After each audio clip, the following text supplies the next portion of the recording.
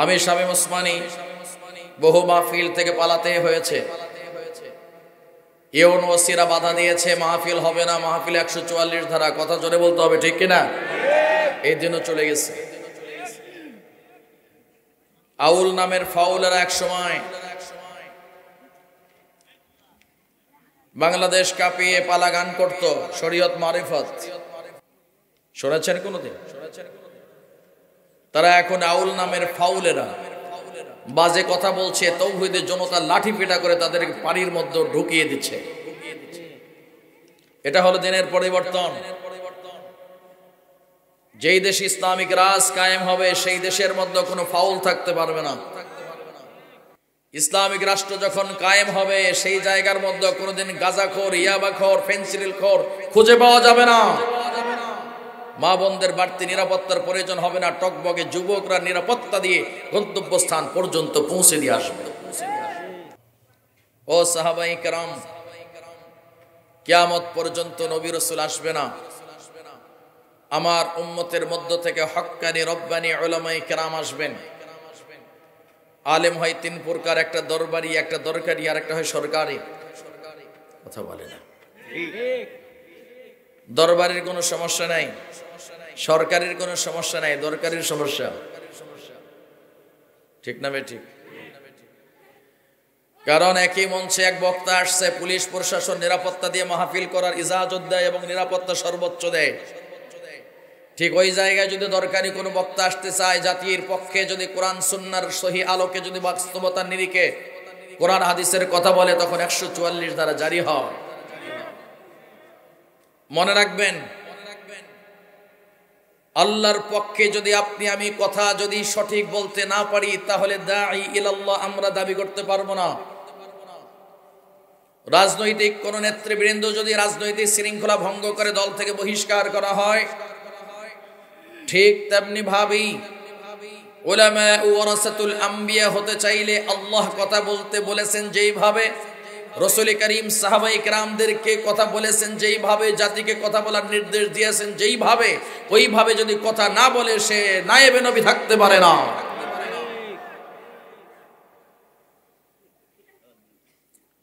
এ কারণে আল্লাহ রাসূল সাল্লাল্লাহু আলাইহি ওয়াসাল্লাম বললেন, আমার উম্মতের মধ্যে শ্রেষ্ঠ আলেম থাকবে। খালি দাড়ি লম্বা দেখছেন, টুপি সুন্দর দেখছেন, চেহারা ভালো দেখছেন, আল্লাহর ওলি মনে করে ফেলছেন, ভুল করছেন আপনি। শুধু চেহারা আর সূরত দিয়ে কোনোদিন আল্লাহর ওলি বিচার করা যায় না। মাথার তালু থেকে পায়ের তালু পর্যন্ত রাসূলের সাজে কোরআন এবং সুন্নাতে যদি সাজায় এবং এটা বাস্তবতায় যদি আপনার নজরে পড়ে, তাহলে হক্কানি রব্বানি আলেম হতে পারে। তবে তার আকীদা যদি ভুল হয়ে যায়, তাহলে হক্কানি রব্বানি আলেম হবে না। কিছু কিছু মানুষ আছে, আমরা মসজিদের মধ্যে শুধু জিকির নিয়ে ব্যস্ত আছি। কিছু কিছু মানুষ আমরা মনে করছি মসজিদের মধ্যে জিকির করলে সর্বোচ্চ ইবাদত করছি। আবার কিছু কিছু মানুষ খানকার মধ্যে বসে মনে করছে লাখ লাখ আমার মুরিদ আছে, এটাই আমার শ্রেষ্ঠ ইসলাম। না, শ্রেষ্ঠ ইসলাম এটি নয়। আল্লাহর রাসূল সাল্লাল্লাহু আলাইহি ওয়াসাল্লাম, সহিহ বুখারীর বর্ণনা, আল্লাহর পক্ষ থেকে এক এলাকার জন্য গজবের ফয়সালা হলো আসমানে। আচ্ছা, গজবের ফয়সালা হয় কোথায়? কথা বলেন না কেন? আসমানে। গজবের ফয়সালা হয়ে গেছে, গজব আসবে। ফেরেশতাগণ গিয়ে বলছেন, বারি ইলাহি, ওই এলাকার মধ্যে আপনার প্রিয় এমন একজন মাহবুব বান্দা আছে। বারি ইলাহি, এত ভালো একজন মানুষ, এত ভালো মানুষ এলাকার মধ্যে দ্বিতীয় আর একটাও নাই। চোখের মিটি যতক্ষণ পরে এতক্ষণ পর্যন্ত সে আপনার জিকির ছাড়া বসে থাকে না, সারাক্ষণ আপনার ইবাদতের মধ্যে লিপ্ত থাকে। আল্লাহ তাআলা বললেন, শোনো, ওই মানুষটা নিজে জাহান্নাম থেকে বাঁচার জন্য চেষ্টা করছে, মহল্লাবাসী এলাকা মানুষকেও জাহান্নাম থেকে বাঁচানোর চেষ্টা করে না। আপনি আমি যদি মনে করি আমি শুধুমাত্র ইবাদত করছি, আমি বাঁচবো, সঠিক না, না, না। আল্লাহ তাআলা পবিত্র কালামুল্লাহ ঘোষণা করে দিয়ে বললেন, ইয়া আইয়ুহাল্লাযীনা আমানু কু আনফুসাকুম ওয়া আহলিকুম নারা।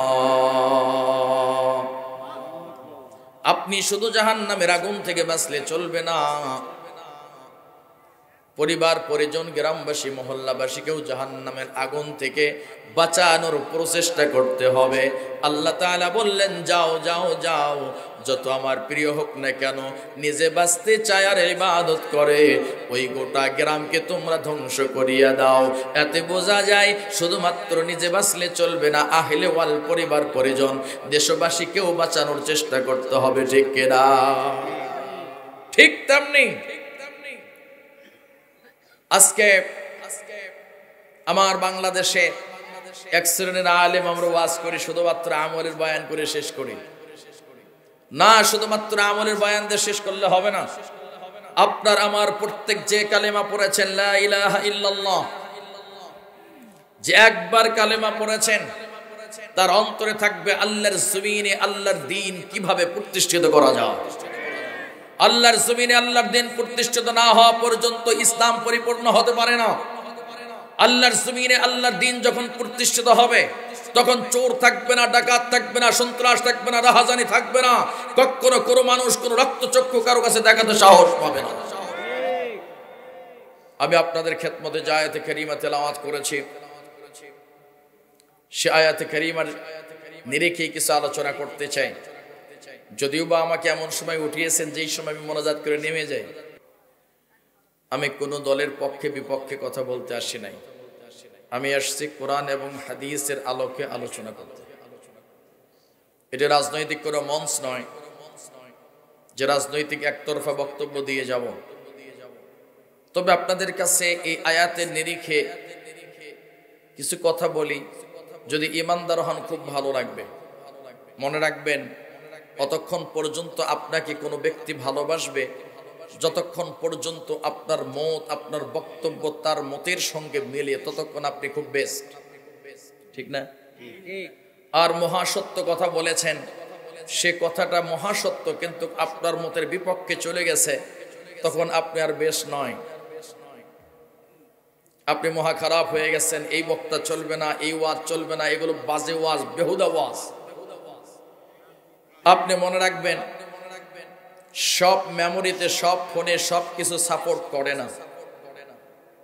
আমার বক্তব্য একটু ডিপলি আলোচনা করে থাকি, তাফসির করে থাকি। বেহুদা কোনো কথা বলার 22 বছরে বলিনি, আল্লাহ যেন বাকি দিন না বলে। কারণ আপনাদের প্রত্যেকটি মিনিট যদি আমরা হিসাব করি, অনেক টাকা খরচ করে মাহফিলের আয়োজন করেছেন। 9টার পরে মাহফিল শুরু হয়েছে, 10, 11, 12, 3 ঘন্টা। চিনি কম দিয়ে, চিনি একদম হালকা দিয়ে। এই মাত্র 3 ঘন্টার বয়ানে আপনি খরচ করেছেন 50,000 টাকা। ঠিক না বে ঠিক? এজন্য বেহুদা কথা উলামা ইকরামদের, বক্তাদের উচিত না বলা। প্রিয় দিনী ভাই, আজ থেকে 1500 বছর আগে, আমি আমার আলোচনায় যাচ্ছি মূল তাফসিরে। 1500 বছর আগে রাসূল করিম যখন পৃথিবীতে এসেছিলেন, তখন শুধুমাত্র মুহাম্মদ ইবনে আব্দুল্লাহ যার নাম ছিল, গভীর মনোযোগ, আরবের প্রত্যেকটি মানুষ মুহাম্মদ ইবনে আব্দুল্লাহকে খুব ভালোবাসতেন। দীর্ঘদিন পর্যন্ত ওনার যখন বয়স হলো 17, সবাই বলেন কত?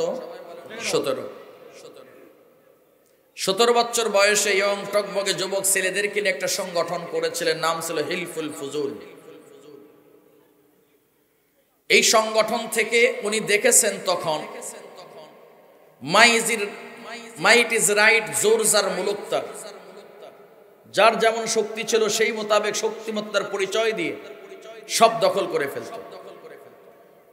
উনি বাজারে তাকায় তাকাইতেন, দেখতেন সে জায়গার মধ্যে নারীদেরকে নিয়ে টাকার বিনিময়ে তাদেরকে নিয়ে বেডরুমে চলে যেত, খাহিসাত পূরণ করত। নারী ভোগের সামগ্রী ছিল।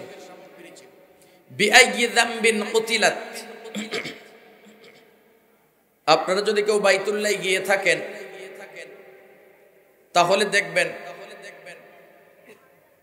79 গেট নাম্বার বের হয়ে হাতের ডান সাইডে জিন্দা কবর পাওয়া যায়,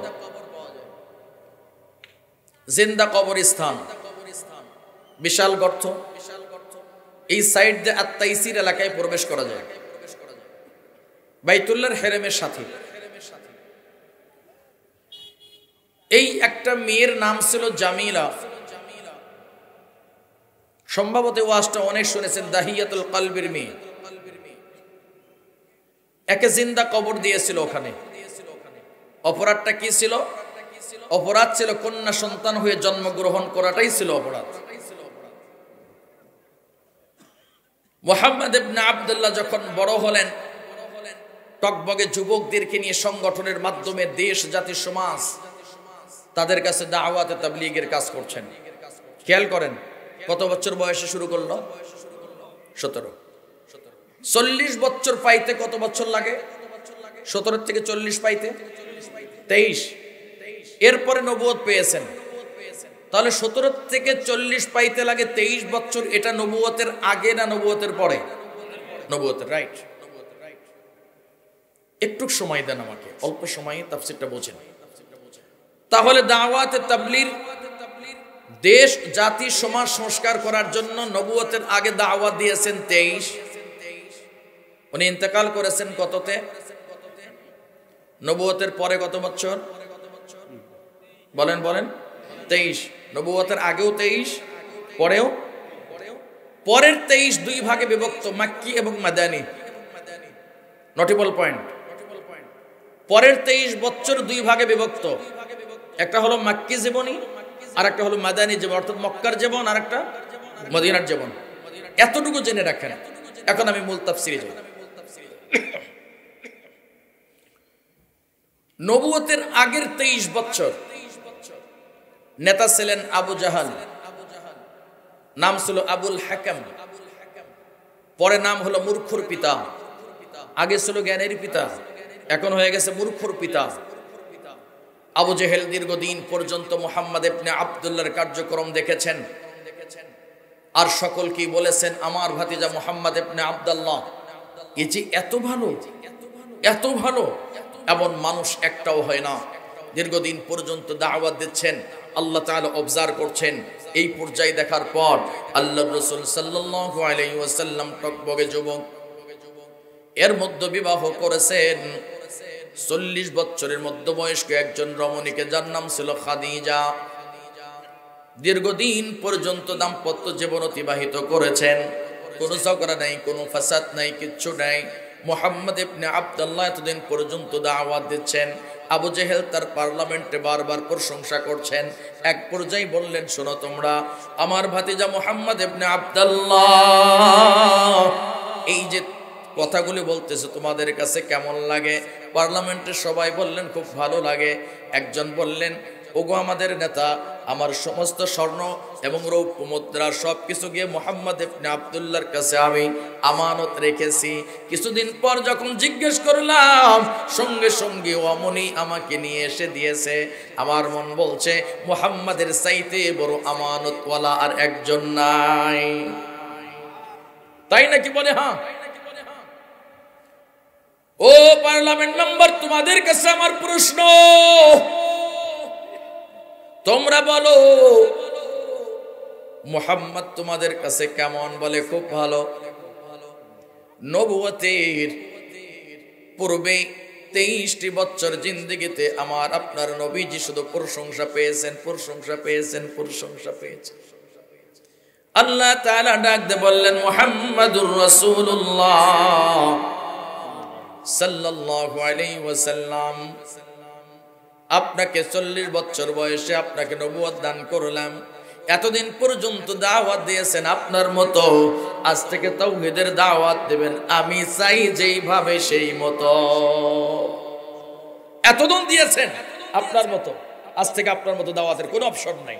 আজ থেকে দাওয়াত দেবেন, আমি যেইভাবে বলি হুবহু এইভাবে 19-20 করা যাবে না। আমি যা চাই তাই করবেন। তাই নাকি? বলে হ্যাঁ। মুহাম্মাদুর রাসূলুল্লাহ সাফা পাহাড়ে দাঁড়িয়ে গেলেন। আল্লাহ তাআলা ডাক দিয়ে বললেন, হাবিবুল্লাহ আপনি সাফা পাহাড়ে দাঁড়ান। দাঁড়িয়ে গেলেন। তদানীন্তন মক্কার একটা রেওয়াজ ছিল, যদি কোনো মানুষ কোনো কিছু বলতে চাই চাপা পাহাড়ে দাঁড়াইতে হয়, ইয়া সাবাহা বলে ডাক দিতে দেরি। মক্কার আশপাশের মানুষ উপস্থিত হতে দেরি করতো না। মুহাম্মাদুর রাসূলুল্লাহ সাল্লাল্লাহু আলাইহি ওয়াসাল্লাম সাফা পাহাড়ে দাঁড়িয়ে গেলেন, ইয়া সাবাহা বলে ডাক দিলেন। সকল মানুষ একত্রিত হয়ে গেল। এবার সবাই বললেন, আবু জেহেল, আবু লাহাব, উতবা, শাইবা, আবু সুফিয়ান, মুগীরা সকলেই চলে আসছেন। এসে বললেন, মুহাম্মদ ইবনে আব্দুল্লাহ তুমি কি বলতে চাও? সঙ্গে সঙ্গে বললেন, চাচাজি আপনি যদি অনন্তকাল ক্ষমতার চেয়ারে বসতে চান, অনন্তকাল ক্ষমতার চেয়ারে থাকতে চান, এমন একটি বাক্য শিক্ষা দিব আপনি মনে প্রাণে মেনে নেন, জীবনে কেউ কোনোদিন আপনার ক্ষমতার চেয়ারে কেড়ে নিতে পারবে না। আবু জেহেল খুশি না বেজার? মহা খুশি, কারণ চেয়ারের জন্য সব। 16 বছর চলে যাই, তাও কয় মুই যা করবো তাই। কথা বলে না। আন্দোলন করলে বলে খালি বের হয়ে দেখো, ডাবায় দেব। কোটার চলে আন্দোলন, বলে রাজাকারের লাতিপুতিরা চাকরি পাবে না, মুক্তিযুদ্ধের লাতিপুতিরা চাকরি পাবে। ঠিক চিন্তা করছে, আমার বাবার দেশ আর ভক্ষণ করব আমি। কথা বলেন না কেন? দীর্ঘদিন ক্ষমতার মসনদে, কারণ ক্ষমতার এমন একটি চেয়ার, একবার পাছার নিচে যদি যায় 3 মাস ক্ষমতার বয়স, 7 মাসের পেট বড় হয়ে যায়। আবু জেহেল বললেন, ভাতিজা তুমি কি বল? বলে হ্যাঁ, আপনি যদি আমার কথা মনে প্রাণে মেনে নেন, জীবনে কেউ ক্ষমতার চেয়ার থেকে আপনাকে নামাতে পারবে না। ঠিক আছে, তুমি বলো। আমার আপনার নবীজিকে আল্লাহ তাআলা শিক্ষা দিলেন, হে নবী আপনি বলেন, ইয়া আইয়ুহান নাস কুলু লা ইলাহা ইল্লাল্লাহু তুফলিহুন। আরবের মানুষ আরবি ভাষা বুঝতেন। শোনা মাত্র বললেন, মুহাম্মদ তোমার এত বড় স্পর্ধা, তুমি কি জানো তুমি কি বলছো? আমরাও দেখেছি, আমরাও দেখি, ক্ষমতার মোহে মানুষ এমন অন্ধ হয়ে যায়, সত্য আর মিথ্যা পার্থক্য করতে জানে না, হক বাতিল পার্থক্য করতে জানে না। এমন অন্ধভক্ত হবেন না, কারো কাছে মাথা মস্তিষ্ক বন্ধক দেবেন না যে নেতা যা বলছে আপনি তাই ঠিক ঠিক বলে যাবেন না। আপনার বিবেক দিয়ে আপনি কাজ করবেন। আল হুব্বু লিল্লাহি ওয়াল বাগদু লিল্লাহ। ইসলামের জন্য একজন নেতাকে সমর্থন করবেন, ওই নেতা কোরআন সুন্নাহর বিপক্ষে যদি চলে যায়, আদর্শ থেকে যদি সরে চলে যায়, আপনার দায়িত্ব কর্তব্য হচ্ছে তাকে তালাক দিয়ে তার কাছ থেকে আপনার সম্পর্ক বিচ্ছিন্ন করা। এর নাম ইসলাম। আবু লাহাব আপন চাচা রাসূল করিম সাল্লাল্লাহু আলাইহি ওয়াসাল্লামকে বড় আদর যত্ন করে মানুষ করেছেন, লালন করেছেন। তাকান আমার দিকে, তাফসীরটা বোঝেন। শেষ পর্যন্ত আবু জেহেল বললেন, আবু লাহাব তোমাকে এত সুন্দর একটা আসন দিয়েছি, মঞ্চ দিয়েছি, পজিশন দিয়েছি, তোমার ভাতিজা তোমার বিগ বসের মুখের উপর কথা বলছে, নতুন নেতা বনতে চায়, এই নেতা বানানো যাবে না, এখান থেকে সরাও। আবু লাহাব বললেন, নেতাজি চিন্তার কোনো কারণ নেই, আমার ভাতিজাকে শায়েস্তা করার জন্য আমি যথেষ্ট। তাকান আমার দিকে, হাতের কাপড়গুলো জড়ায় ফেলছে, মোট পাকাইছে, মারবেন। রাসূল করিম সাল্লাল্লাহু আলাইহি ওয়াসাল্লামের সাথে কেউ নেই, শুধু আছে নেকা। এত বড় এজেন্ডা বাস্তবায়ন করার জন্য আল্লাহর আদেশ পালনার্থে সাফা পাহাড়ে দাঁড়িয়েছেন। উনি একবারও চিন্তা করেন নাই যে আমার দলের সমর্থন কম, প্রশাসন আমার বিপক্ষে, নেতা আমার বিপক্ষে, সবাই আমার বিপক্ষে, আমি একা কি করব। এই চিন্তা করেন নাই। উনি চিন্তা করেছেন আমার মালিক আমাকে আদেশ করেছেন, আমি তা পালন করতে বাধ্য। বিগত 16টি বছর আমরাও দেখেছি, মরহুম মাগফুর আল্লামা দিলওয়ার হোসেন সাঈদী রাহমাতুল্লাহি আলাইহি 48 বছর তাফসীর করেছেন। আল্লাহ তাআলা প্রত্যেকটি বছর 5 থেকে 7 বার বাইতুল্লাহ আল্লাহ মেহমান হিসেবে কবুল করেন যায়। আরবের মানুষ স্পষ্ট আমার দেশের এই নক্ষত্রকে চিনতেন। সেই মানুষটাকে প্রথম রায় দিল, বাংলাদেশের মানুষ রায়ের প্রতিবাদ করতে গিয়ে তাজা রক্ত জমিনে ঢেলে দিয়েছে। কথা বলে না কেন? যাকে দোষ দিয়েছেন নারী ধর্ষণকারী, অগ্নিসংযোগকারী, লুটতরাজকারী, রাজাকার, সেই মানুষটার জন্য শত শত টকবকে যুবক জীবনকে উৎসর্গ করেছেন। মনে রাখবেন, মরু প্রান্তরে বৃষ্টি হয় না বলে তাকে বলা হয় মরু। যখন বৃষ্টি হয় পাহাড়ের মধ্যে ফসল উৎপন্ন হয়।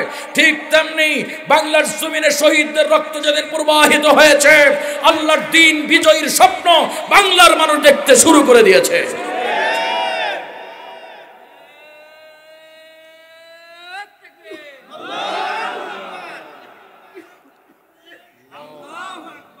প্রিয় দিনী ভাই, আল্লামা সাঈদী রাহমাতুল্লাহি আলাইহি ওনার জন্য জীবন দিলেন শত শত মানুষ। আর যিনি ছিলেন বাংলাদেশের কওমির জননী, অমুকের মাথা তমুকের আপা, নরেন্দ্র মোদীর কি যেন অত নিচে নাই নামলাম, এত কিছু থাকার পরেও, ইউনিয়ন পরিষদ থেকে সুপ্রিম কোর্ট পর্যন্ত নিজের মতো সাজাবার পরেও একটা চৌকিদারও তার জন্য জীবন দেয় নাই। মনে রাখবেন, জুলুম অত্যাচার করে মানুষের জনপ্রিয় হওয়া যায় না। মিথ্যা অপবাদ দিয়ে মানুষদেরকে জনপ্রিয়তার থেকে সরানো যায় না। রাসূল কারীম, লম্বা কথা হয়ে যাবে, কষ্ট হবে আপনাদের, আমি সেদিকে যাচ্ছি না, মূল তাফসিরে যাই। আমার সঙ্গে কথা ছিল 10টার মধ্যে উঠবো, 2 ঘন্টা বয়ান করবো, ইচ্ছা ছিল এরকম। কারণ 12টার পরে বয়ান করলে মানুষের আগ্রহ নষ্ট হয়। যখন পেট পরিপূর্ণ হয়ে যায়, যতই দামি আপনি দই দেন না কেন আর ভালো লাগে না। ঠিক তেমনি বয়ান অনেক শুনেছেন, ইউনু মহোদয় ভালো কথা বলেছেন, আমার বাম পাশে আমির জামাত ভাই ভালো কথা বলেছেন, আমার আগে বক্তা আলোচনা করেছেন, আমি শুধু মাত্র ফিনিশিং দিতে আসছি।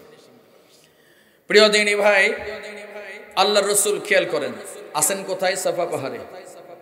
কেউ নেই, শুধু একা। আবু জেহেল তার মতো করে গোটা পার্লামেন্ট সাজিয়েছেন, প্রতিবাদ হচ্ছে, মারবে, হাতের কাপড় জড়াইছে। তাকার মনে কি আছে আপনাদের? আবু লাহাব কে হয়? রাসূলের আপন চাচা, মারার জন্য দাঁড়িয়ে গেছেন, মারবে, ঘাড় মটকিয়ে দেবে। আমার বাংলাদেশের একজন নেতা, তদানীন্তন সময়ের প্রধানমন্ত্রীর, সম্ভবত ভুল না করলে ভাতিজা হবে, নিক্সন চৌধুরী, বাস ভাতিজা, ও বলেছিল মৌলবীদের ঘাড় মটকিয়ে দেব। মনে কি আছে আপনাদের? বলে নাই? টাকলা মুরাদের নাম তো শুনেছিলেন, জামালপুরের টাকলা মুরাদ, মাথায় চুল ছিল না? ওই টাকলা বলেছিল বাংলাদেশে ইসলাম থাকবে না। আছে তো তারা? কথা বলে না। এক আশপাশে কি আওয়ামী লীগ আছে নাকি? তো ভয় করেন কেন? আছে তারা। পৃথিবীতে নজিরবিহীন হাসার খোরাক দেই নাই। আমি আসলেই কাউকে কটাক্ষ করে কথা বলছি না, বাস্তবতা নিরিখে আপনাকে বলছি, এই তাফসীরের সঙ্গে সামঞ্জস্যতা বজায় রাখার জন্য। পৃথিবীতে নজিরবিহীন এমন দৃষ্টান্ত যে বড় নেতার সঙ্গে ওয়ার্ডের নেতা পর্যন্ত পালিয়ে যায়, বাংলাদেশে এটি নজির। পৃথিবীর কোন রাষ্ট্রে এমন নেই। তাহলে আপনাকে বুঝতে হবে যে এদের সঙ্গে কেউ নেই তারা ছাড়া। রাসূল করিম সাল্লাল্লাহু আলাইহি ওয়াসাল্লাম সাফা পাহাড়ে দাঁড়ানো, দিলটাকে নরম করিয়ে দেন। ও আমার প্রিয় ভাই, আল্লাহর রাসূল সাল্লাল্লাহু আলাইহি ওয়াসাল্লাম, আল্লাহ তাআলা আদেশ করেছেন পালনার্থে সাফা পাহাড়ে দাঁড়ানো। আপন চাচা মাতৃগর্ভে থাকা অবস্থায় বাবাকে হারিয়েছেন, বাবাকে কোনোদিন দেখেন নাই।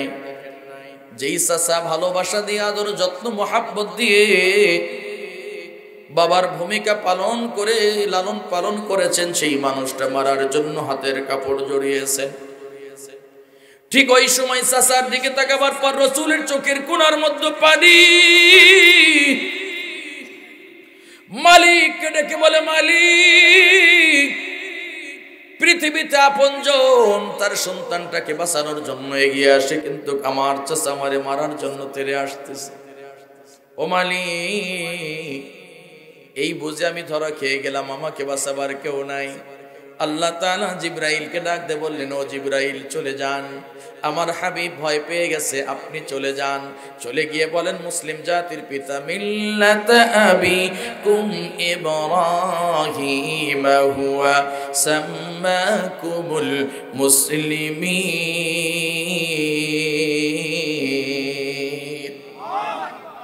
চলে যান, আপনি সেই বাণীগুলো শুনিয়ে দেন। মুসলিম জাতির পিতা ইব্রাহিম, সেও তো আল্লাহ আমার পক্ষে কথা বলতো। তদানীন্তন সময় তাম পৃথিবীর রাজত্বর মালিক মিস্টার নমরুদ ইব্রাহিমের বিপক্ষে দাঁড়িয়ে গেল। ইব্রাহিম আল্লাহর পক্ষে আর মিস্টার নমরুদ শয়তানের পক্ষে। মিস্টার নমরুদ এক পর্যায়ে যখন দেখলেন মুসলিম জাতির পিতা ইব্রাহিম আলাইহিস সালাম আল্লাহর কথা বলে, এক পর্যায়ে পার্লামেন্টে কথা বললেন, না না না, বলতে দেওয়া যায় না, আমি যা বলবো তাই হবে, কারণ তাম পৃথিবীর রাজত্বর মালিক আমি নমরুদ। সুতরাং ইব্রাহিম এমন কথা তুমি বলতে পারবা না। ইব্রাহিম আলাইহিস সালামকে সংলাপের চিঠি দেওয়া হলো।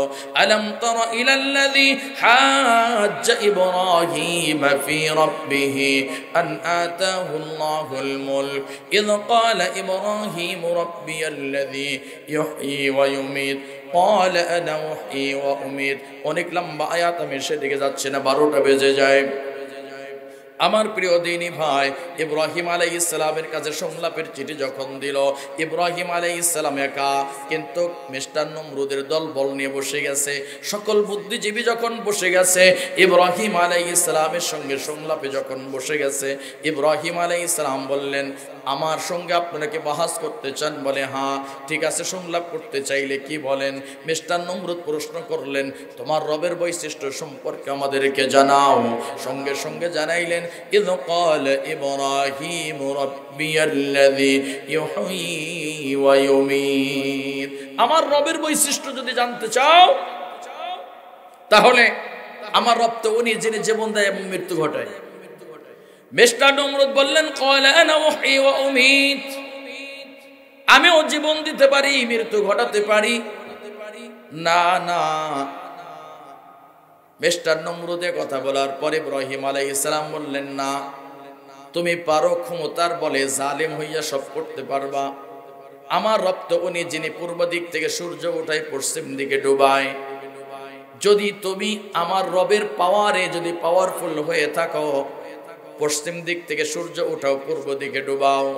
মিস্টার নমরুদ এবার সঙ্গে সঙ্গে সংলাপের চিঠি ছিঁড়ে ফেলল, আইন পাশ করলো, আগুনের মধ্যে নিক্ষেপ করবেন। আগুনের মধ্যে যখন নিক্ষেপ করবেন, ইব্রাহিম আলাইহিস সালাম চলে যাচ্ছেন। ওই সময় তো আগুনের কাজ পুরে ভৎস করে দেওয়া।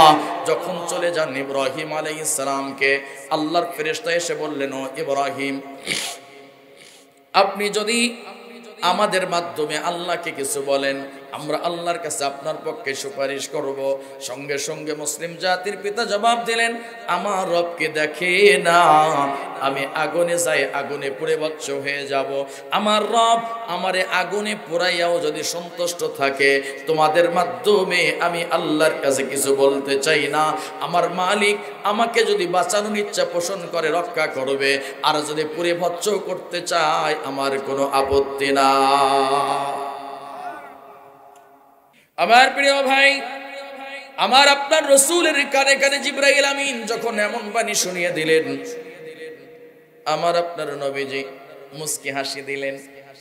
আবু লাহাব আপন চাচা হাতের কাপড় জড়াইছে, মারার জন্য যখন চলে গেছে মারবে। এবার যখন মারার জন্য চলে যাচ্ছেন, মারবেন, আল্লাহ তাআলা চুপ থাকতে পারেন নাই। মনে রাখবেন, মনে রাখবেন, যার পরীক্ষা যত বেশি তার ইমানের দূরত্ব তত বেশি। যার ইমান আছে তার পরীক্ষা আছে, পক্ষান্তরে যার ইমান নাই তার পরীক্ষাও। এখন আবার দেখবেন বাড়াইছে, দেখছেন, এখন কিছু কিছু নব মুসলিম বের হয়েছে। ওই সময় সুযোগ সুবিধা ঠিক মতো ভোগ করছে। এখন এরা আবার জামাতের মিটিংয়েও দৌড়াদৌড়ি শুরু করছে। এখন বিএনপির নেতা বলে নিজের পরিচয় দেওয়াও শুরু করছে। কথা বলে না। এখন যখন পেলা বেশি পরে মাথার টুপি দেখো, আমি জামাত। আরে কথা বলেন না কেন? আবার দেখবেন বিএনপির মিছিল মিটিং এর সামনে লাইনের থেকে একেবারে স্লোগান দেওয়া শুরু করে। এরা হলো রূপ পাল্টায়। আওয়ামী লীগের সময় দেখবেন অনেকগুলো এরকম নবমুসলিম ছিল, সুযোগ সুবিধা ভোগ করছে, এরা এখন আবার সুযোগ সুবিধা ভোগ করে শুরু করে দিয়েছে, মানে রূপ পাল্টানো মুনাফিকা আচরণ যেটাকে বলে। আমার আপনার রাসূল সাল্লাল্লাহু আলাইহি ওয়াসাল্লাম সাফা পাহাড়ে আল্লাহর চুপ থাকতে পারলেন না, সূরা লাহাব নাযিল করে দিলেন, জোরে করে আল্লাহু আকবার। হস্তদ্বয় ধ্বংস হোক আবু লাহাবের, এক হাত ধ্বংস হলেই তো হয়ে যায়, দুই হাত কেন? যারা আল্লাহর দ্বীনের উপর অবিচল থাকবেন, ইন্নাল্লাযীনা ক্বালু রাব্বুনাল্লাহ সুম্মা ইসতাকামু তাতানাজ্জালু আলাইহিমুল মালাইকাতু আল্লা তাখাফু ওয়া লা তাহজানু ওয়া আবশিরু বিল জান্নাতিল্লাতী কুনতুম তুআদুন। যারা আল্লাহর প্রতি ঈমান আনবে, রব্বুন আল্লাহ যে বলবে আমার রবকে, একটু সময় ভাই আমার রবকে আল্লাহ, এ কথা বলার পর অনরবিচল থাকবে। ঝড় তুফান আসলে হেলে যাবে, বাঁকিয়ে যাবে, শেষ হয়ে যাবে তা না। যখন এই মানুষগুলো অবিচল থাকবে তখন আল্লাহ তাআলার পক্ষ থেকে তাদের প্রতি রহমত নাজিল হবে। চিৎকার বের বলেন সুবহানাল্লাহ। আমার আপনার রাসূল সাফা পাহাড়ে দাঁড়ানো, আল্লাহ তাআলা বললেন আবু লাহাব ধ্বংস হোক, হস্তদ্বয় ধ্বংস হোক। আবু লাহাবের উত্তরসূরি যারা, খেয়াল রাখেন, আবু জাহালের রক্ত মাংসের সঙ্গে যাদের বীজ থেকে ফোটা বাচ্চা যারা আছেন, তাদের জন্য মেসেজ কিয়ামত পর্যন্ত এই সূরা থাকবে। এই সূরা শুধুমাত্র আওয়ামী লীগ চলে গেছে, কোরআনের আয়াতগুলো শেষ হয়ে গেছে তা নয়, পৃথিবী থাকবে যতদিন, কোরআন থাকবে ততদিন পর্যন্ত তাদের জন্য মেসেজ, যারা আবু লাহাবের উত্তরসূরি হবে, আবু লাহাবের ভূমিকায় উত্তীর্ণ হবে, আবু লাহাব যেমন ধ্বংস হয়েছে তারাও তদ্রূপ বাংলার জমিনে ধ্বংস হবে। কথা বলেন ঠিক কিনা? প্রিয় দিনী ভাই, হুয়াল্লাযী আরসালা রাসূলাহু বিল হুদা ওয়া দীনিল হক লিইয়ুযহিরাহু আলাদ দীনি কুল্লিহি ওয়া কাফা বিল্লাহি শাহীদা। আমি এই আয়াতে কারীমা তেলাওয়াত করেছি, পৃথিবীতে যত মত, যতজন, যত যা আছে, সব কিছুর মধ্যে আল্লাহ তাআলা ইসলামকে, দ্বীনকে বিজয়ী দান করেছেন। চিৎকার মেরে বলেন সুবহানাল্লাহ। আপনারা জানেন, এই তাফসীরটা একটু বোঝার চেষ্টা করেন। আমার আপনার রাসূলের চাইতে দামি নবী রাসূলকে পৃথিবীতে আর কেউ ছিল? জোরে বলেন। কিয়ামত পর্যন্ত আসবে কেউ? আমাদের আগেও নামাজ ছিল না, রোজা ছিল না? ছিল। তাহলে শুধু নামাজ, রোজা, হজ আর যাকাত, টুপি আর পাঞ্জাবি আর জুব্বা এগুলো পরানোর জন্য এত বড় নবীর প্রয়োজন ছিল না। ছোট নবী দাও সম্ভব ছিল, কিন্তু এত বড় নবী আল্লাহ তাআলা কেন পাঠাইলেন? কারণটা কি ছিল? খেয়াল রাখবেন, প্রত্যেকটি মানুষের লক্ষ্য আর উদ্দেশ্য আছে। দুইজন ব্যক্তি ছাড়া প্রত্যেকটি মানুষের মিশন আছে, দুইজন ব্যক্তি ছাড়া। এক, মানসিক ভারসাম্যহীন পাগল। দুই, নিষ্পাপ মাসুম। এদের কোনো লক্ষ্য নাই, মিশন নাই, টার্গেট নাই। এছাড়া প্রত্যেকটি মানুষের লক্ষ্য, উদ্দেশ্য, টার্গেট আর মিশন থাকবে। যে মানুষগুলো বলবে আমার লক্ষ্য নাই, আমি নিরপেক্ষ, এরা হলো হিজড়া। এরা নারীও নয়, পুরুষও নয়, এরা হবে হিজড়া। প্রত্যেকটি মানুষের পক্ষ লক্ষ্য থাকবে। আমার আপনার রাসূলকে পৃথিবীতে পাঠানোর লক্ষ্য আর উদ্দেশ্য হচ্ছে হুয়াল্লাযী আরসালা রাসূলাহু বিল হুদা ওয়া দীনিল হক লিইয়ুযহিরাহু আলাদ দীনি কুল্লিহি ওয়া কাফা বিল্লাহি শাহীদা। চিৎকার মেরে বলেন আল্লাহু আকবার। এত বড় নবী শুধুমাত্র টুপি পরানোর জন্য আসে নাই, টুপি পরেছেন। শুধুমাত্র জুব্বা পরানোর জন্য আসে নাই, জুব্বা পরেছেন। শুধুমাত্র নামাজের জন্য আসে নাই, নামাজ পড়েছেন। আল্লাহর জমিনে আল্লাহর দ্বীনকে বিজয়ী করার জন্য আল্লাহ তাআলা আপনার আমার রাসূলকে পৃথিবীতে পাঠিয়ে দিয়েছেন। সেই রাসূলের মতের সঙ্গে আমার আপনার মত, লক্ষ্য আর উদ্দেশ্য যদি মিল না থাকে, তাহলে নেগেটিভ আর পজিটিভ দুইটা দুই জায়গায় থাকবে। আলা কুল্লুকুম রাইন ওয়া কুল্লুকুম মাসউলুন আন রাইয়াতিহি, হাদিস শরীফ আপনাদের খেদমতে তেলাওয়াত করেছি। প্রত্যেকটি মানুষ দায়িত্বশীল, প্রত্যেকটি মানুষ দায়িত্বশীল। বিএনপি, জামাত, আওয়ামী লীগ, জাসদ, বেসদ, জাতীয় পার্টি সহ যত রাজনৈতিক দলের নেতা নেত্রী আছেন, প্রত্যেকটি মানুষ দায়িত্বশীল। এই ছোট্ট বাচ্চা মনে করতে পারে আমি কেন দায়িত্বশীল, আমি কার দায়িত্বশীল? আপনি মাথার তালু থেকে পায়ের তালু পর্যন্ত 3.5 হাত বডির আপনি দায়িত্বশীল। প্রত্যেকটি মানুষ দায়িত্ব নিয়ে অবস্থান করছেন। আল্লাহ তাআলা হলেন আলাইসাল্লাহু বিআহকামিল হাকিমিন, আল্লাহ সকল বিচারকের শ্রেষ্ঠ বিচারপতি যিনি, তিনি হচ্ছেন আমার মালিক, আমার আল্লাহ। যার দায়িত্ব যত বড় তার এক্সেলেন্ট তত বড়। একটু আমরা সামনে অগ্রসর হই। প্রিয় দিনী ভাই, দায়িত্বশীল মানুষদের দায়িত্ব যদি অবহেলা করে তাহলে অবশ্যই আল্লাহর কাছে দায়িত্বের বিষয় জিজ্ঞাসিত হবে। প্রত্যেকটি মানুষ নেতা সহকারে আল্লাহর কাছে কাল কিয়ামতের দিন দাঁড়িয়ে যাবে, রব্বানা ইন্না আতা'না সাদাতানা ওয়া কুবারানা ফাআদাল্লুনা সাবিলা। তাফসিরে জিলালিল কুরআন নাম শুনেছেন আপনারা? তাফসিরে ফি জিলালিল কুরআন আল্লামা সাইয়্যিদ কুতুব শহীদ রাহমাতুল্লাহি আলাইহি লিখেছেন। গভীর মনোযোগ, দায়িত্বশীল কি জিনিস আমি এটাকে বলি, আমি আমার আলোচনা শেষ করব ইনশাআল্লাহ। তাফসিরে ফি জিলালিল কুরআনের লেখক আল্লামা সাইয়্যিদ কুতুব শহীদ রাহমাতুল্লাহি আলাইহি, ইনি ছিলেন মিশরের এখন জগৎ বিখ্যাত আলেম। মিশরের প্রত্যেকটি মসজিদ জামাল নাসের সরকারি বানাইলেন। আমার বাংলাদেশে যেমন শেখ হাসিনার আমলে মডেল মসজিদ নির্মাণ করলো না, এ টাকা কি বাংলাদেশে? জি না, এ টাকা আমার সৌদি আরবের টাকা। নাম হয়ে গেল হাসিনা। হাসিনা মডেল মসজিদ বানাইছে, এতগুলো হুজুরদের চাকরি দিল, দারুল আরকাম বানাইলো, সেখানে হুজুরদের চাকরি দিল। আরে আমরা তো সব করতে পারি। আবার আমার মতো একজন মাওলানা ফতোয়া দিল আপনি একজন জান্নাতি মানুষ। মনে কি আছে এগুলো বক্তব্য আপনাদের? সার্টিফিকেট দিয়ে দিল আপনি জান্নাতি মানুষ, আপনার চেহারা দেখে আমরা দেখতে পাচ্ছি আপনি জান্নাতি মানুষ। বাহ, তেলবাজির তো একটা সীমা থাকে। আমি জান্নাতের মেহমান হয়ে গেছি। কফিলউদ্দিন সরকার সালেহি এমন ভাষণ দেবার পর দেশ তোলপাড়। ছোট্ট একটা চাকরির জন্য জান্নাতি বানাইলেন। আমরা বানাইলাম কওমের জননী, ছোট্ট একটা সার্টিফিকেট, মুলা মার্কা সার্টিফিকেট নেবার জন্য, যে সার্টিফিকেট দিয়ে প্রাইমারি মাস্টারিও করা যাবে না। এই যে আমাদের অবস্থান, এই অবস্থান থেকে উলামায়ে কেরামদেরকে বের হয়ে আসতে হবে। কারণ ইউনূস স্যার এখানে বসেন নাই। একজন রাষ্ট্রপতি জুমার দিন যদি মসজিদে আসে, উনি মেম্বারে বসবেন না নিচে বসবেন? কারণ উনি খুতবা দিবার মতো যোগ্যতা রাখে না, ইমামতি করার মতো যোগ্যতা রাখে না, যার জন্য ইমামের আসনে সে বসবে না। আর যখন ইমামের আসনে সে বসবে না, ইমামের আসনে ইমাম বসবে, কোরআনী ব্যক্তিত্ব বসবে। যেই মসজিদের নেতা হবে, ইমাম হবে কোরআনী ব্যক্তিত্ব, ওই জায়গার মধ্যে কোনো দুর্নীতি থাকবে না, সুশৃঙ্খল ছাড়া উচ্ছৃঙ্খল থাকবে না, মারামারি থাকবে না, দুর্নীতি থাকবে না, ওই জায়গার মধ্যে কোনো প্রকার বেয়াদবি পর্যন্ত থাকবে না। এটা যেমন মসজিদের সত্য, এই মানুষগুলো যখন পার্লামেন্টের লিডার হবে, ওই দেশের মধ্যে কোনো দুর্নীতিবাজ থাকতে পারবে না। আল্লামা সাইয়্যিদ কুতুব শহীদ রাহমাতুল্লাহি আলাইহি তাফসীর মাহফিল করছেন, গোটা মিশরের মধ্যে চষে বেড়াইতেছেন। হক কথা যখন বলতেছেন তখন রাষ্ট্রপ্রধান তাকে রাষ্ট্রদ্রোহ মামলা দিলেন।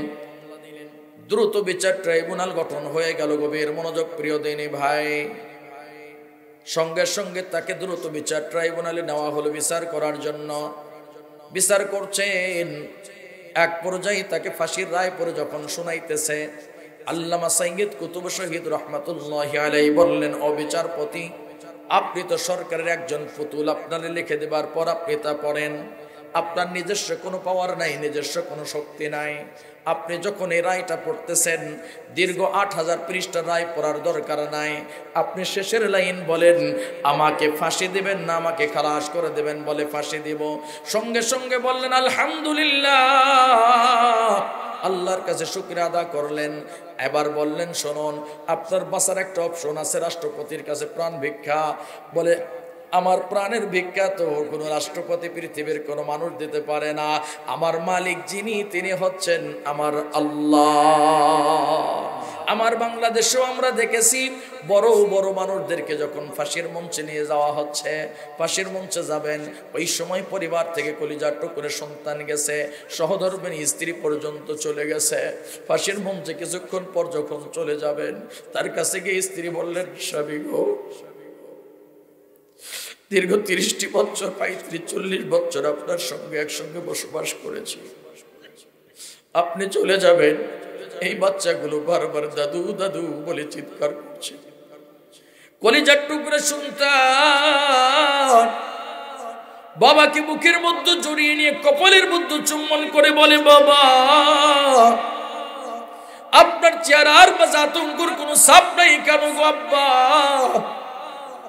বাবা জবাব দেয়, জালেম অত্যাচারী শাসক গোষ্ঠী যখন আমাদেরকে ফাঁসি দিচ্ছে, আমার চাইতে সৌভাগ্যবান ব্যক্তি বাংলাদেশে আর একটাও নেই। কেন কেন কেন? বলে যতগুলো মিথ্যা মামলা সাজিয়েছে এই জালেমরা মনে করেছে আমাদেরকে হত্যা করে ইসলামটাকে নিভিয়ে দিবে, এখান থেকে ইসলাম শেষ হয়ে যাবে। কলিজার টুকরা সন্তানের কপালে চুম্বন দিয়ে বলে, বেটা খবরদার চোখের পানি ফেলবি না, কারণ সামনে আনন্দ আমার জন্য খুশির খবর আছে, তা হচ্ছে আমি আল্লাহর জান্নাতের ঘেরার নাকের মধ্যে পাইতেছি। বিবি কাল কিয়ামতের দিন বা মাহশারের সময় তুমিও পরিচয় দিতে পারো না তোমার স্বামী ইসলামের জন্য শাহাদত বরণ করেছে। কোন জালেমের কাছে প্রাণ ভিক্ষা চাইব না। আল্লামা সাইয়্যিদ কুতুব শহীদ রহমাতুল্লাহি আলাইহি উনি প্রাণ ভিক্ষা চাই নাই, উনি চুপ করে আছেন জেলখানার মধ্যে, সালাতরত অবস্থায় আছেন। পেছন দিক থেকে দাড়ি টুপি জুব্বাওয়ালা একজন মানুষ পিঠের মধ্যে গিয়ে হাত বুলিয়ে দিয়ে বললেন, ওস্তাদ জি আপনার কাছে আমি আসছি। বলে কেন বাবা? বলে আমি আসছি আপনাকে নামাজ পড়াবো, আপনাকে তাওবা পাঠ করাবো, আপনাকে এই মুহূর্তে ফাঁসির মঞ্চে নিয়ে যাব। বলে আপনার পরিচয়? বলে আমি এই জেলার অর্থাৎ আমি এই ফাঁসির মঞ্চের পাশে যে মসজিদ আছে মসজিদের খতিব ও পেশ ইমাম। তাই নাকি? বলে হ্যাঁ। বলে তুমি ইমামতি করে কি পাও? বলে রাষ্ট্র আমাকে প্রতি মাসে সম্মানী ভাতা দেয়, আমারে বেতন দেয়। বলে কি করো?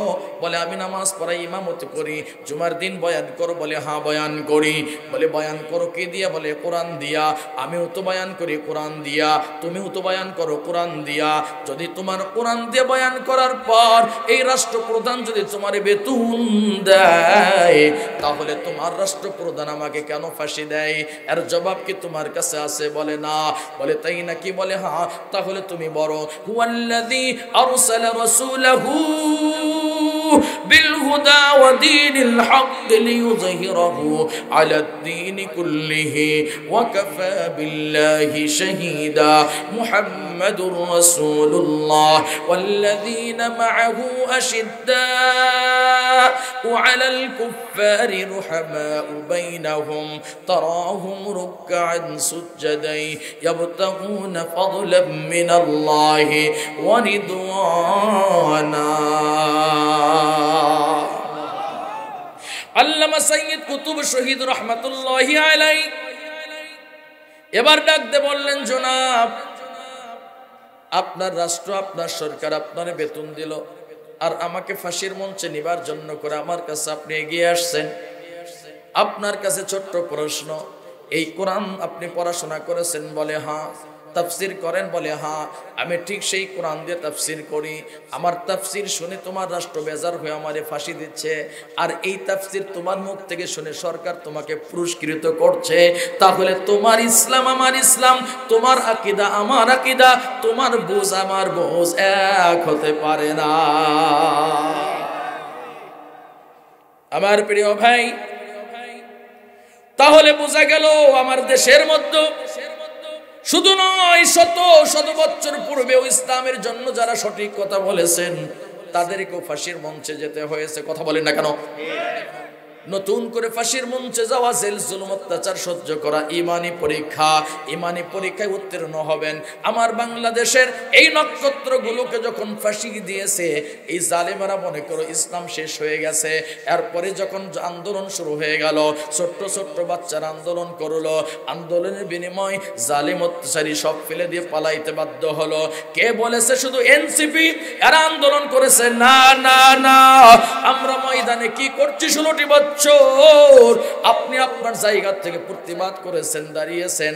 আর বড় কথা হলো আল্লাহ তাআলা বেজার হইয়া এই ছাত্রদের সঙ্গে আবাবিলের মতো আল্লাহ তাআলার ফেরেশতা দিয়ে জালেমকে বিতাড়িত করে দিয়েছে। আমার প্রিয় ভাই, এবার আসেন একদম শেষাংশে হুয়াল্লাযী আরসালা রাসূলাহু বিল হুদা ওয়া দীনিল হক লিইয়ুযহিরাহু আলাদ দীনি কুল্লিহি ওয়া কাফা বিল্লাহি শাহীদা। العظيم اللهم صل على محمد وعلى آل محمد كما صليت على إبراهيم وعلى آل إبراهيم إنك حميد مجيد اللهم بارك على محمد وعلى آل محمد كما باركت على إبراهيم وعلى آل إبراهيم إنك حميد مجيد اللهم آمين ربنا ظلمنا أنفسنا وإن لم تغفر لنا وترحمنا لنكونن من الخاسرين ربنا آتنا في الدنيا حسنة وفي الآخرة حسنة وقنا عذاب النار رب ارحمهما كما ربياني صغيرا وقل رب ارحمهما كما ربياني صغيرا রব্বুল আলামিন গভীর রাত্রিতে আপনার প্রিয় বান্দা আর বান্দীদেরকে লইয়া দুখানা হাত উত্তোলন করেছি। যেই সময় পাখির কিচির মিচির আওয়াজ বন্ধ হয়ে গিয়েছে, জোনাই পোকার আলো পর্যন্ত নিভিয়ে গিয়েছে, এই মাওলাই করিম ঠিক সেই সময় আপনার কিছু পাগল বান্দা আর বান্দী ঘুমাই নাই। আল্লাহ তাআলা সারাটা জীবনের গুনার বোঝা কাঁধে করে লইয়া দুখানা হাত উত্তোলন করে দিলাম। মেহেরবানি করিয়া আমাদের সকলের জানা অজানা ছোট বড় প্রকাশ্য গোপনে ইচ্ছায় অনিচ্ছায় যত গুনাহ করেছি তামাম জীবনের সমস্ত গুনাহ খাতা মাফ করে দাও রব্বুল আলামিন। এই সময় এলাকার হাজার হাজার মানুষ ঘুমে বিভোর, কিন্তু এই পাগল মানুষগুলো নরম বিছানাকে লাথি মেরে মাটির শক্ত কার্পেটে বসে আছে। পার্থিব কোনো চাওয়া পাওয়া নাই। আপনার ঘর নির্মাণের জন্য যে যে পরিমাণ দান করলো, এতে বোঝা গেল শুধু কষ্টই করে নাই, উপার্জিত সম্পদ থেকে আপনার রাস্তায় উৎসর্গ করেছে গো মাওলা। যে উদ্দেশ্যে যে যে দান করেছেন সকলের মনের নেক উদ্দেশ্য আল্লাহ তুমি পরিপূর্ণ করে দাও রব্বুল আলামিন। অনেকের বাবা নাই, অনেকের জনম দুঃখিনী মা নাই, অনেকের কলিজার টুকরা সন্তান নাই, দাদা দাদি নাই, শ্বশুর শাশুড়ি নাই, আত্মীয় স্বজন গ্রামবাসী মহল্লাবাসী নাই, অন্ধকার কবরে চলে গেছে। মেহেরবানি করিয়া মাহফিলকে ওসিলা করিয়া আযাব হয়ে থাকলে মাফ করে দাও, সকলের কবরকে জান্নাতের টুকরা বানিয়ে দাও। আল্লাহ তাআলা আমাদের যাদের আব্বা আম্মা নামক বড় নিয়ামত বেঁচে আছেন, হায়াতের মধ্যে বারাকা দাও, সুস্থ রাখো, সেবা যত্ন খেদমত করার তৌফিক দাও। অনেকে বাবা মার জন্য দোয়া চেয়েছেন, অনেক মা বোন দোয়া চেয়েছেন অসুস্থতার জন্য। আল্লাহ ডাক্তারের মহা ডাক্তার তুমি, মেহেরবানি করিয়া অসুস্থ ব্যক্তিদের পরিপূর্ণ সুস্থতা নামক নিয়ামত দিয়ে পরিপূর্ণ করে দাও। আল্লাহ তাআলা মসজিদ আমরা নির্মাণ করার মতো শক্তি সামর্থ্য অর্থ সম্পদ নাই। এই ঘর সকলেই আমরা বলি আপনার, হিন্দু ভাইরাও বলে এই ঘরটা আপনার। আল্লাহ এই ঘরের মধ্যে আমরা ইবাদত করি, সেই ঘর কর্তৃপক্ষ নির্মাণের প্রস্তুতি গ্রহণ করেছেন, আর আমরা শুধুমাত্র একটু সহযোগিতা করলাম মাত্র। নিজ কুদরতে বাকি কাজগুলো আল্লাহ সমাপ্ত করার তৌফিক দিয়ে দাও রব্বুল আলামিন। আমাদের শক্তি সামর্থ্য দিয়ে কাজ কমপ্লিট করতে পারবো না যদি তোমার কবুলিয়ত না থাকে। মেহেরবানি করিয়া মসজিদকে আল্লাহ তুমি কবুল করো, সকল প্রকার অভাব অনাটন অসমাপ্ত কাজ গায়েবে মদদ আল্লাহ পরিপূর্ণ করে দাও। মাহফিলকে আল্লাহ তুমি কবুল করো। সভাপতি যেই পরিমাণ দান করেছেন আল্লাহ, আজকের মাহফিলের মধ্যে সর্বোচ্চ দান করেছেন এবং সর্বনিম্ন যিনি করেছেন, মাঝখানে সহ সকলকে আল্লাহ দানগুলো তুমি কবুল করে নাও। কাল কঠিন বিপর্যস্ত কিয়ামতের দিবসে আরশের ছায়াতলে মেহমান হিসেবে আল্লাহ কবুল করো। হাউজে কাউসার পান করায়া দিও, আমল নামা ডান হাতে দিয়ে জান্নাতের সুউচ্চ মাকামের মেহমান আমাদেরকে বানিয়ে দিও।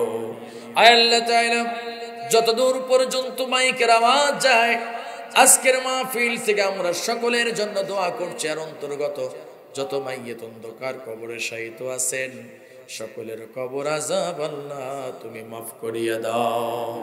আয় আল্লাহ তাআলা, আমার মা বোনদেরকে তুমি কবুল মঞ্জুর করে নাও, পর্দাশীলা বানাও। কার মনে কি চাওয়া আশা আকাঙ্ক্ষা আছে, মনের চাওয়া আশা আকাঙ্ক্ষা পূর্ণ করে দাও।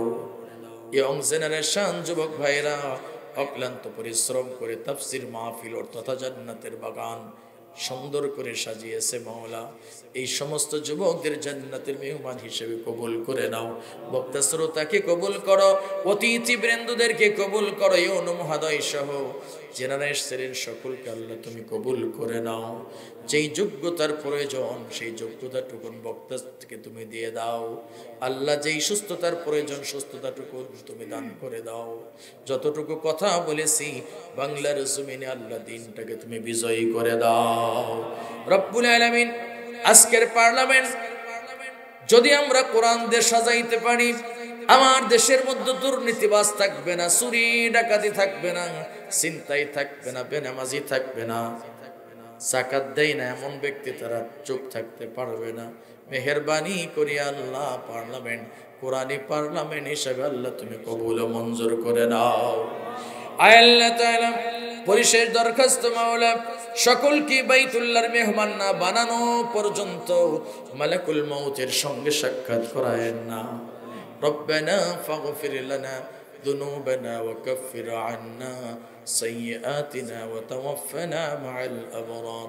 সুবহান রাব্বিকা রাব্বিল ইজ্জাতি আম্মা ইয়াসিফুন ওয়া সালামুন আলাল মুরসালিন والحمد لله رب العالمين وارحمنا معهم برحمتك يا أرحم الراحمين. السلام عليكم ورحمة الله وبركاته.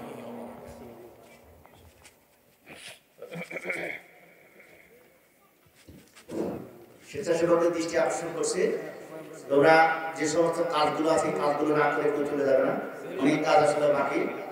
স্বেচ্ছাসেবক যারা তাদের দৃষ্টি আকর্ষণ করছে, অনেক কাজ বাকি আছে, কাজগুলো না করে তোমরা যাবে না।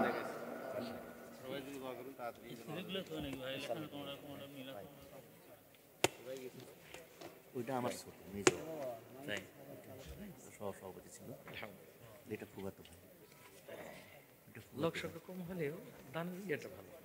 আর একবার একটু না কিচ্ছু না, আমি গাড়িতে উঠবো, চলো আপনি কি চলে যাবেন? এখন আজকে থাকেন হুজুর। শুকরিয়া ভাই। সাহেব একটু কথা বলুন। সময় নাই, আসলে শেষ